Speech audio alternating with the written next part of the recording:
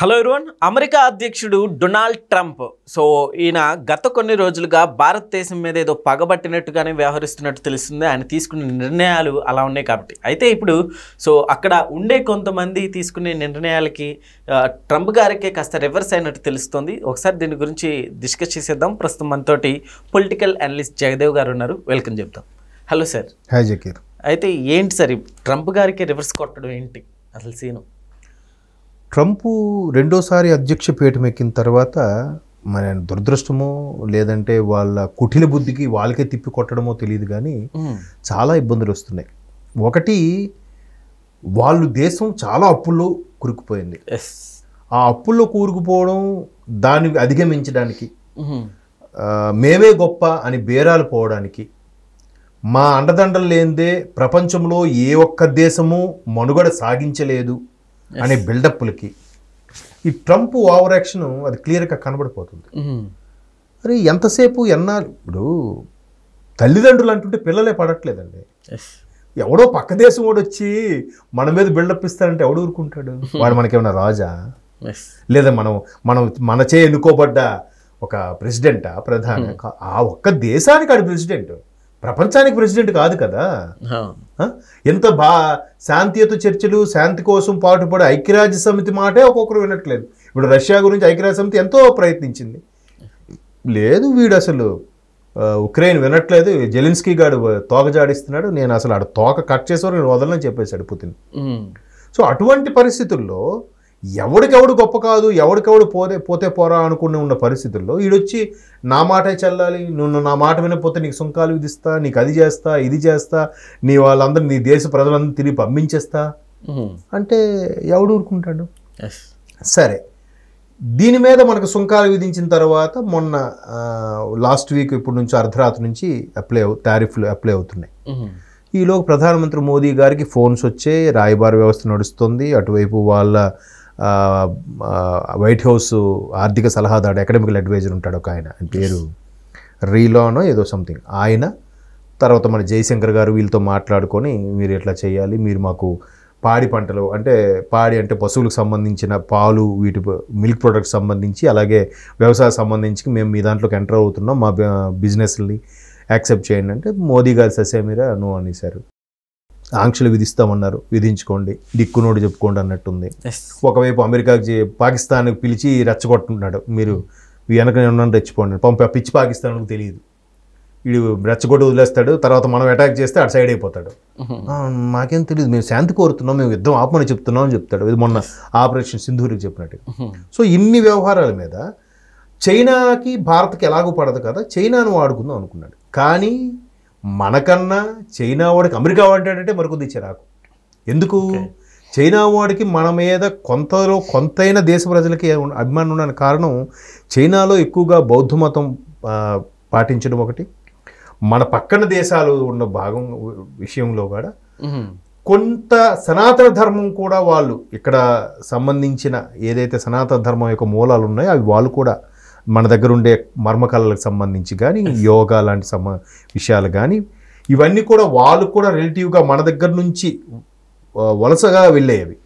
వాళ్ళకి అందులో ఉండే వాళ్ళకి కొంత గ్రాటిట్యూడ్ ఉంటుంది. ఇండియా అంటే దేశం పరంగా శత్రుత్వం ఉంటే ఉండొచ్చు, బట్ ఈ గాల్వాన్ ఘటన ఏదైతే ఉందో మన వాళ్ళకి వేదకు వచ్చి అటాక్ చేసి టిబెట్ పక్కన గాల్వాన్ ఉండే ఏరియాకి అటాక్ చేయాలని అనుకున్నారో, అప్పుడు ప్రధానమంత్రి అక్కడికి వెళ్ళి మన సైనిక అధికారులకి హ్యాట్స్ ఆఫ్ చెప్పి డైరెక్ట్గా బార్డర్లోకి వెళ్ళి మీకు ఎందుకు, మీరు చెలరేగిపోయి నేను చూసుకుంటాను చెప్పాడు. ఆ తర్వాత చైనాతో ఇంతవరకు మనకు చర్చలు లేవు.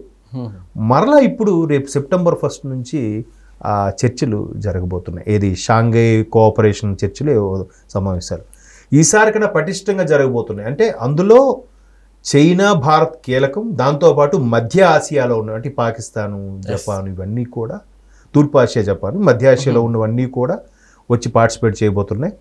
అయితే అమెరికా వాడికి అది కడుపుమంటుంది. వైపు ఆంక్షలు విధించి మనకి బాబు దాసోహం అన్నట్టు ఉంటారని ఆలోచిస్తుంటే వీడెళ్ళి చైనా వాడితో చేతులు కలుపుతున్నాడు.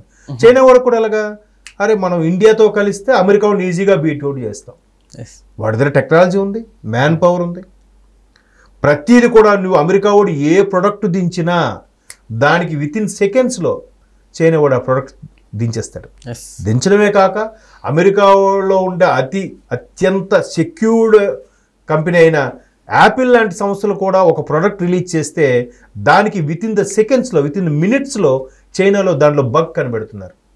మీరు ఒక ఇది ఇన్వెన్షన్ చేశారు, దాంట్లో ఈ బగ్ ఉంది, దాంట్లో మిస్టేక్ ఉందని. చూడండి ఎంత మేధావులు. మోర్ ఓవర్ చైనా కమ్యూనిస్ట్ భావజాలం ఉన్న దేశం కూడా కాబట్టి కరప్షన్ లేదని అన్న కానీ మనతో పోలిస్తే కొంత బెటర్.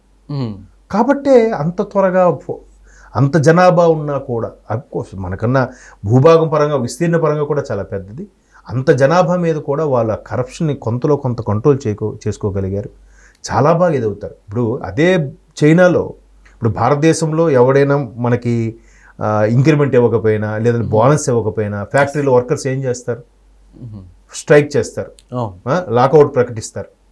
అక్కడ అలా చేయరంట, మరి కాస్త ఎక్కువ పని చేసేస్తారంట.